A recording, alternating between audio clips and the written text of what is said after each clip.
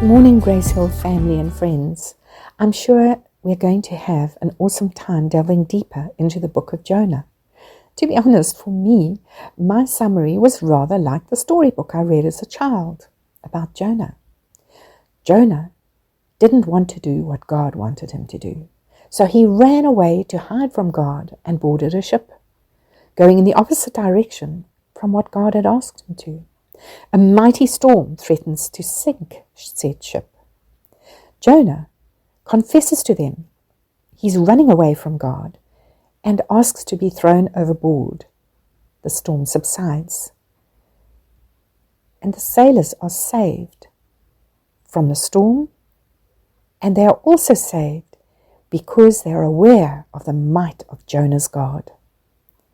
Jonah falls into the sea and is swallowed by this gigantic fish, where he stays for 3 days, after which he is spat out, and my word, he must have been smelly.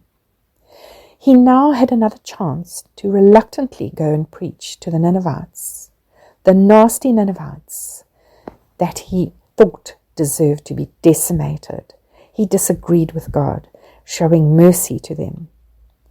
You and I can see sometimes in our lives when God guides us to stretch out of our comfort zones and do or go through something that causes fear or goes against what we believe or makes us uncomfortable.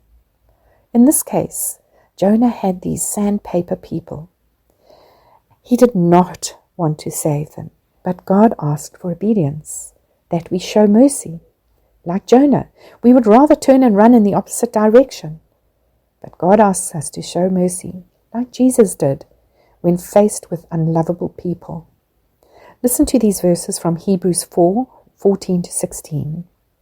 Therefore, since we have a great high priest who has ascended into heaven, Jesus, the Son of God, let us hold firmly to the faith we profess. For we do not have a high priest who is unable to empathize with our weakness, but we have one who was tempted in every way, just as we are, yet he did not sin.